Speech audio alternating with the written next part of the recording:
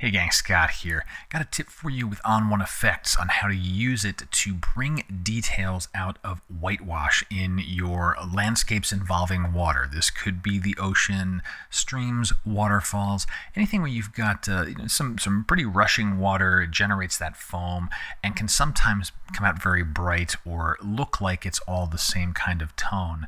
Well, using a couple of applications of dynamic contrast can really bring out the power and the nuance, the detail, add more motion into your photos, into that area of the water. So let's jump in. I'll show you an example. So here I am in Effects. I've done all my basic work already, and it's this foreground area here that there's some nuance in here. We can see there's some light and shadow, but really want to bring out the detail of this water so that the power of these splashes are really hitting hard. So the first application of dynamic contrast. This is global. I don't want that. I want to mask it. I only want it in the foreground. So let's just grab a gradient, and so we can see what's going on. I'll do this often. I'll hit surreal so I can see what am I really impacting here. I only want the foreground there, and getting some on the foreground rocks will be okay.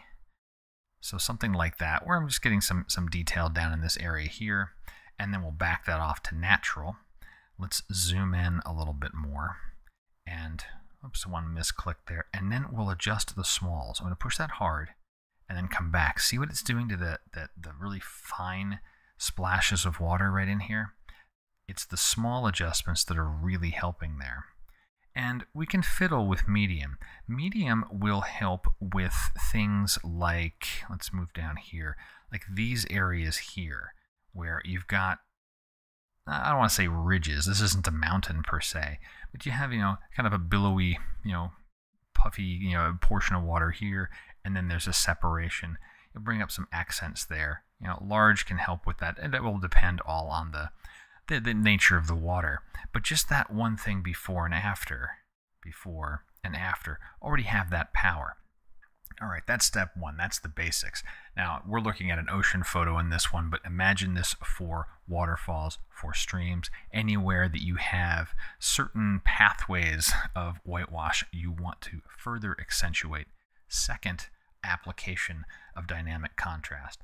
I'll add another dynamic contrast, and this one I often start with the texture enhancer. Now this makes this photo really, really grungy. We do not want it everywhere. Notice that small is way up to 60 there. First thing to do, if you haven't gotten your mask open that up, invert the mask. And now we're just painting, right? We'll just use the classic brush. So I'm going to hit the B key to get my brush. I want to paint in. Feather, probably back that off a little bit. Size of the brush, looking pretty good.